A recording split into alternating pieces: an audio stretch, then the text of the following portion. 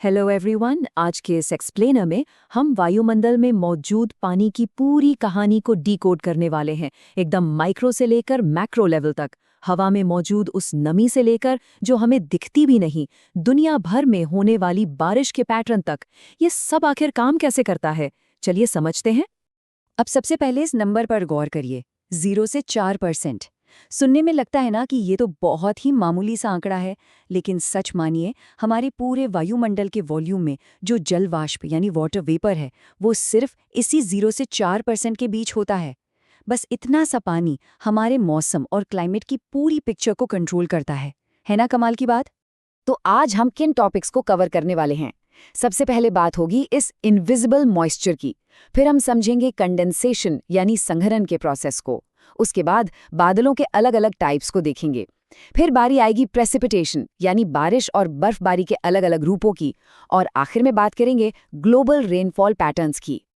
चलिए फिर बिना देरी किए शुरू करते हैं हमारे पहले टॉपिक से, अदृश्य नमी या ह्यूमिडिटी को समझना। अब ये दो टर्म्स बहुत बार सुनने को मिलते हैं, एब्सोल्यूट ह्यूमिडिटी और रिलेटिव ह्यूमिडिटी। इनमें अक्सर काफ़ी कन्फ्यूजन रहता है, तो इसे ऐसे समझते हैं। एब्सोल्यूट ह्यूमिडिटी का सीधा सा मतलब है कि हवा के एक तय वॉल्यूम में एक्चुअल में कितना जलवाष्प मौजूद है, जिसे हम ग्राम प्रति क्यूबिक मीटर में नापते हैं।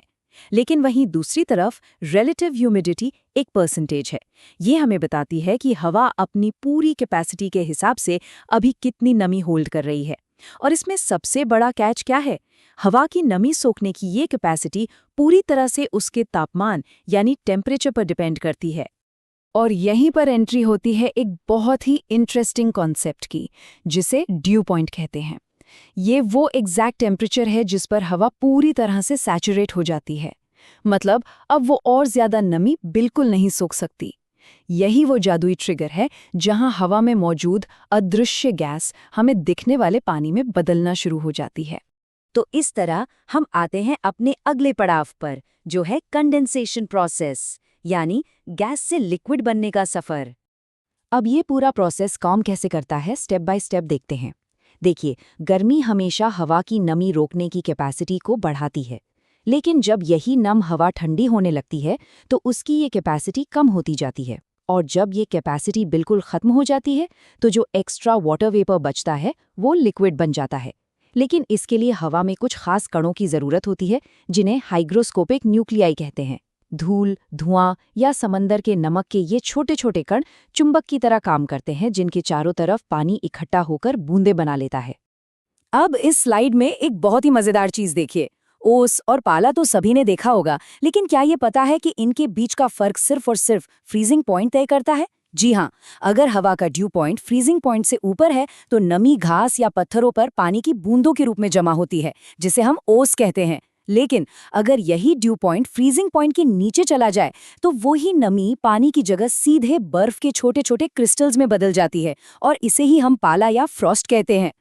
इसी तरह कोहरा और धुंध भी जमीन के एकदम करीब बनने वाले बादल ही है। कोहरे में क्या होता है कि बारीक धूल के कणों पर संघनन होता है, जिससे विजिबिलिटी यानी देखने की क्षमता लगभग 0 हो जाती है, और यही जब शहरों के धुएं के साथ मिलता है तो वो खतरनाक स्मॉग बन जाता है। धुंध इससे थोड़ी अलग होती है। इसमें हर एक कण पर नमी की परत थोड़ी मोटी होती है, और ये अक्सर पहाड़ों और वादियों में तैरती हुई दिखाई देती है। अब जमीन से थोड़ा ऊपर उठते हैं और बात करते हैं बादलों की क्लासिफिकेशन की। आसमान में दिखने वाली इन अलग अलग आकृतियों का आखिर क्या मतलब है? इन दोनों इमेजेस को जरा ध्यान से देखिए। एक तरफ पहाड़ों के ऊपर तैरते वो चमकीले सफेद और बिखरे हुए बादल हैं, और दूसरी तरफ पानी के ऊपर मंडराते हुए वो एकदम काले, घने और परतदार बादल। ये डिफरेंस साफ बताता है कि वो जो घने काले बादल हैं वो अपने अंदर भारी बारिश का सिग्नल लेकर चल रहे हैं।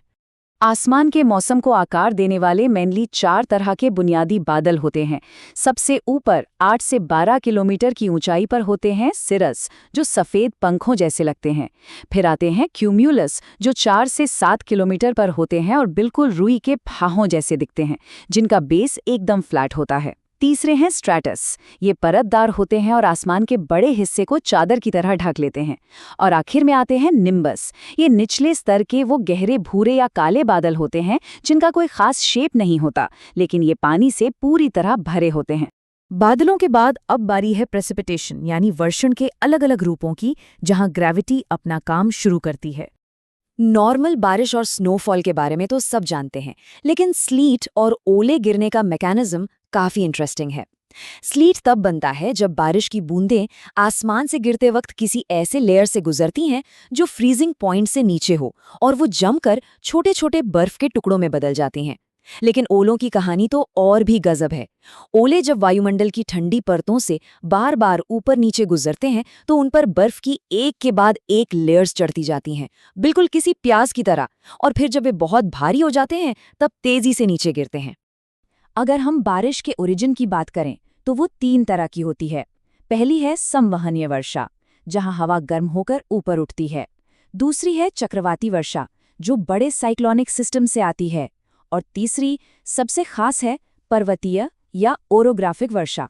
इसमें होता क्या है कि नमी से भरी हवा जब पहाड़ों से टकराकर ऊपर उठती है तो उस तरफ खूब बारिश करती है, लेकिन जैसे ही हवा पहाड़ की दूसरी तरफ उतरती है वो पूरी तरह सूख चुकी होती है। इसी वजह से पहाड़ की दूसरी तरफ एकदम सूखा इलाका बन जाता है, जिसे रेन शैडो एरिया कहते हैं। और अब इस एक्सप्लेनर के आखिरी हिस्से की तरफ चलते हैं, ग्लोबल रेनफॉल पैटर्न्स। आइए इसे एक बड़े और मैक्रो नजरिए से देखते हैं। हमारी पूरी पृथ्वी पर बारिश का डिस्ट्रीब्यूशन मेनली 3 ज्योग्राफिकल रूल्स पर चलता है। पहला रूल, जैसे जैसे हम इक्वेटर यानी भूमध्य रेखा से पोल्स की तरफ जाते हैं बारिश लगातार कम होती जाती है।